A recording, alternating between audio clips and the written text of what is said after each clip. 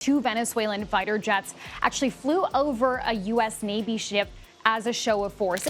And the Pentagon, highly provocative move. It's the first time F-16 fighter jets have been scrambled close to U.S. destroyer in that region. And these two F-16 Venezuelan fighter jets flew over the USS Jason Dunham, and the defense. Two Venezuelan F-16s roared just a few hundred feet above the waves, cutting across the bow of a U.S. destroyer at supersonic speed.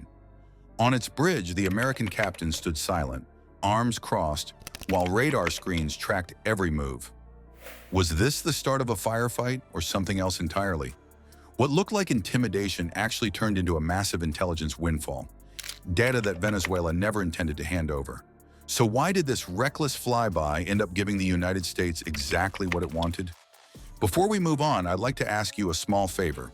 If you appreciate this content, please take a second to like this video and subscribe to the channel. Over 98% of you watch the videos without subscribing. It costs you nothing, but it makes a huge difference to us. So did you click the subscribe button? Great, thank you so much. Now back to the video. Two Venezuelan fighter jets actually flew over a U.S. Navy ship as a show of force. And we're now learning there may be a squadron of F-35s headed toward Puerto Rico as part of this operation. And Yeah, this was likely in response to that lethal strike that the U.S. took. Low-altitude passes against American warships are not unusual. Russian aircraft have buzzed destroyers in the Black Sea, and even Chinese fighters have skimmed dangerously close to ships in the Indo-Pacific. But this Venezuelan flyby against the USS Jason Dunham was different. It wasn't just the distance, though the jets screamed within mere hundreds of feet of the warship, close enough that crew members could make out every panel line on the fighters' fuselages. It was the speed. And these two F-16 Venezuelan fighter jets flew over the USS Jason Dunham, and the defense. To talk about that for obvious reasons. So this is war footing. There are also about 2,500 Marines and amphibious and a couple of other landing dock. That we received a statement following this report. Essentially, the Department of Defense calling this a provocative move that was designed to interfere. The F-16s weren't lazily circling or banking gently. They tore in fast, climbing and diving at velocities that gave radar operators seconds, not minutes, to interpret signals.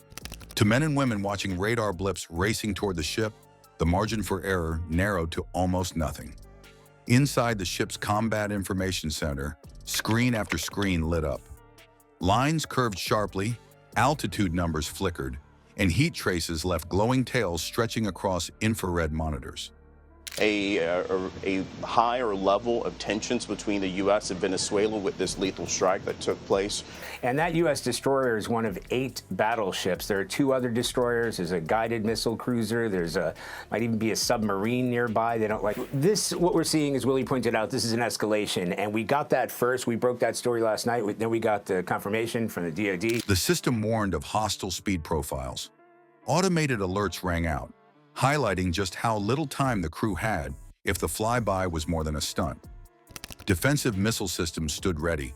The SM-2 Standard missiles slotted in vertical launch cells, capable of blasting targets miles away. Medium-range Sea Sparrows tracked closer threats. And if all else failed, the Phalanx close-in weapon system, a radar-guided Gatling gun, could shred anything within seconds before it struck the hull. Every gunner and technician had fingers near triggers, or at least a heartbeat away from authorization. Yet no missile soared skyward, no Gatling barrels spun. The captain forced calm into the chaos, ordering restraint even as Venezuelan fighters pressed past the razor edge of provocation. But the U.S. seemingly indicating that they will go after more alleged drug cartel members. It's tough to call it an operation because the Pentagon loves the word operation, but they haven't really named what this is, what this mission is. We don't know. And the Pentagon, highly provocative move. It's the first time F-16 fighter jets have been scrambled close to U.S. destroyer in that region. That decision mattered because this wasn't just about showmanship. To the Venezuelan pilots, it may have been meant as a gesture of defiance. But on board the Dunham, something else unfolded. The ship was not only bristling with missiles and guns, it carried some of the most advanced electronics in the U.S. Navy. Jammers, receivers, and recorders hummed quietly, collecting everything the aggressive flyby exposed. Each low swoop forced the fighter jets to reveal details, engine signatures, radar frequencies, communication chatter that would have remained hidden if the aircraft had kept their distance. Think of it as springing a data trap. The closer and more aggressively an intruder comes, the more of its secrets it broadcasts.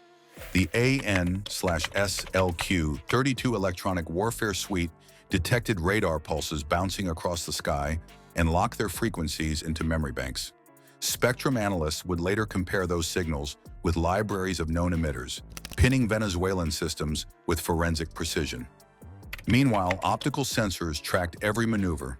Infrared detectors mapped exhaust temperatures, cataloging how the Venezuelan F-16s burned fuel under stress. Each slight adjustment, whether a dive, a climb, or a throttle burst, helped build a picture of performance. Even the natural turbulence from low sea-skimming flight left patterns that machines could trace into useful data. The tension sat heavy because while the Americans wanted all of that information, the ship also had to balance the risk of misreading the move. A single twitch, a nervous weapons officer misjudging intentions, and the destroyer could have transitioned from data collection to full-scale defense in the blink of an eye. That meant missiles through the air, Venezuelan jets falling in flames, and a political crisis far larger than an aggressive flyby. But by keeping fire control quiet, the Dunham's crew flipped danger into opportunity. What looked like intimidation on the surface gave U.S. intelligence feeds a rare set of fresh recordings on Venezuelan aerial capabilities. For the pilots, the action may have felt like showing strength. For the destroyer's sailors, it was fuel for the quiet war of signals, data, and analysis. Hours later, technicians in secure compartments already had tapes lined up for examination. Venezuela's jets had not just flown close to a U.S. ship, they had handed over a detailed snapshot of their combat profiles without even realizing it.